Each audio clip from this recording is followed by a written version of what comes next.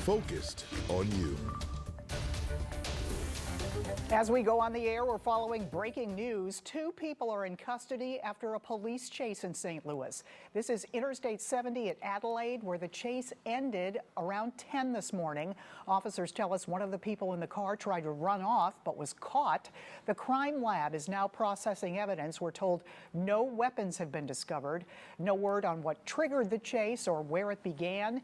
Stay with 5 on your side on air and online for updates. Thanks for being here at noon. I'm Kay Quinn. St. Louis police also releasing details on what appears to be a crime ring involved in more than 20 business break-ins and car thefts over the past several months. 4 adults and a juvenile were arrested on different days and remain in custody. 5 on your side, Sydney Stallworth reports the group is now facing multiple charges. 5 people facing 5 dozen charges this morning. We've been tracking break-ins across St. Louis City and County for months now. Now, St. Louis police say that they've made an arrest of a group of young people they believe have been targeting and burglarizing businesses for just as long. Here are the 3 things you need to know this afternoon. St. Louis police say 5 people, including a minor, are facing at least 60 charges. Their ages range from 17 to 20 years old. And the group is facing charges for things like burglary, armed criminal action, and property damage. All are in custody this morning. This has been an ongoing issue 5 on your side has been following for months now. Just 24 hours ago, 2 South St. Louis businesses were burglarized along Cherokee Street.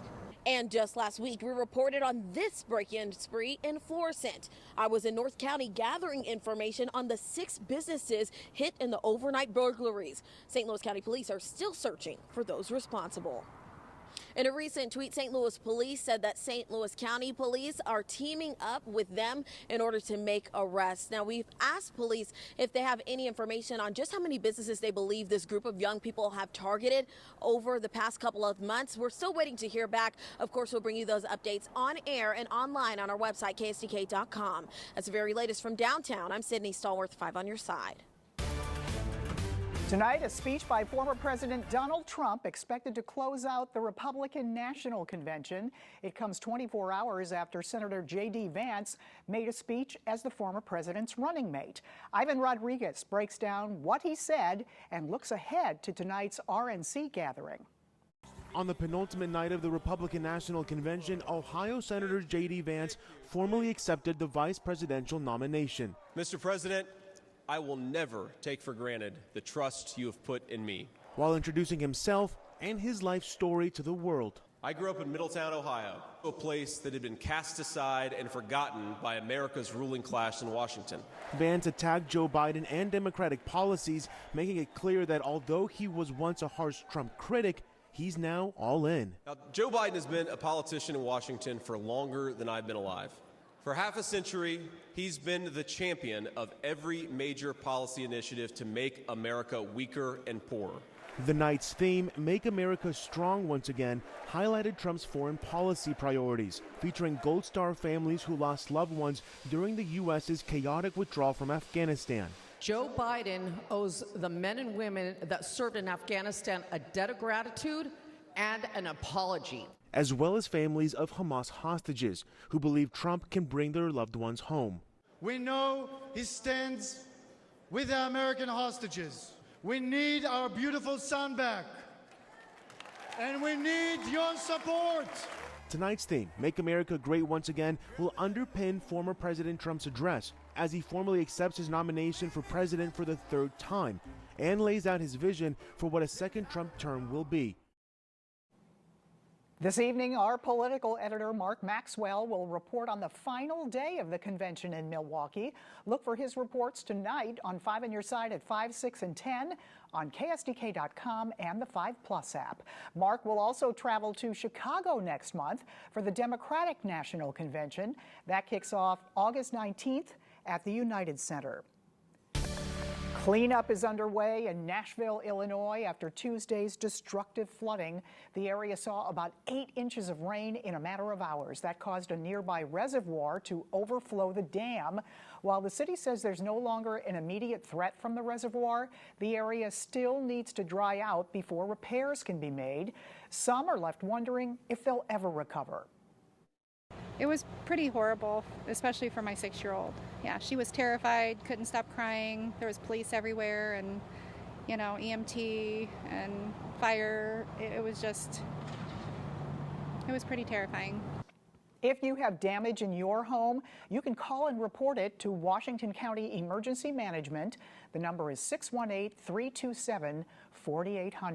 Cleanup and recovery efforts also continuing in St. Clair County. Up to 8 inches of rain fell there during Tuesday's severe weather. More than 500 people have reached out for financial help. Officials expect that number to rise during the next few days. County officials now calling for the state or federal government to sign a disaster declaration. We were surveying the flood while the rain was occurring, and it was very clear that this was a storm that we hadn't seen for decades in many parts of the county. Many inches of rain, a lot of damage, not only to residential homes where we had to do water rescue, but also government buildings were damaged. If you are a flood victim in St. Clair County and need assistance, you can fill out a form on the county's EMA Facebook page. Well, after all that rain Tuesday, we're enjoying another beautiful dry day in the bi-state. Here's a live look at the Missouri Botanical Garden, a pretty popular spot with the mild temperatures and low humidity. Meteorologist Gary Frank has a first look at the weather impact forecast. Yeah, good afternoon. It doesn't really feel like July, even with a few clouds around. Not humid, not all that hot. The sun's still out, and it feels really nice. And we should take advantage of these days as we can. And usually we get this for a day and then it's back to the heat, but I don't actually have that to talk about for once. There are clouds around the raceway, and you can see where that really slow-moving storm system has progressed to the south, creating some rain here from Texas into finally work its way to the Gulf of Mexico, but really for Louisiana. That's how slow-moving that is. We were talking about that 2 days ago. That's one of the reasons that we had such an issue. That thing's not moving. It's taken a while, but temps have gotten to 80 in Cahokia Heights, otherwise mid to upper 70s in many spots. The key for us are dew points in the mid-50s. These just days ago were in the mid-70s as it was humid before that rain fell. That's such a huge difference. This feels almost a little fall-like in some regards. And into the rest of this afternoon, low 80s at best. Really nice. And I think overall what we're going to see the next few days is it doesn't feel like July still. We're struggling to reach 90 degrees, but there is a tricky forecast next week because of the pattern that's set up. We'll talk about what that means and more rain chances ahead in the 7-day forecast. All right, we'll see you then. Thank you, Gary. The Francis Howell School Board has revised a proposal that would allow parents and staff members to challenge educational materials. The district was set to take a final vote on the policy tonight at 6:30, but this morning the board made several changes to it. So tonight the revised policy will be discussed and there will not be a final vote. That meeting is slated for 6:30 at district headquarters in O'Fallon, Missouri. Just 3 hours from now, a new early childhood education center will open its doors in Delwood. 5 on Your Side's Travis Cummings brings us more on the impact it will have on the community. I'm Travis Cummings reporting in Delwood at the Refuge and Restoration Marketplace, where in just a few hours the Brilliant Angels Academy will come to life. Another opportunity for families to have access to quality early childhood education in North County. Nonprofit leaders say the Early Childhood Education Center here on West Florissant Avenue will serve 85 preschool-aged children and 85 families per year. The new Childhood Education Center will add about 33 new jobs over the next year. The curriculum at Brilliant Angels Academy will include learning through play, exploration, experimentation, and interaction. Brilliant Angels Academy is currently taking in pre-enrollment for August later this fall. You can learn all about the application process online. Reporting in Delwood, Travis Cummings, 5 on Your Side. Former President Trump's running mate, J.D. Vance, takes the stage at the Republican National Convention. Ahead, our National Verify team looks into some of the claims he made last night.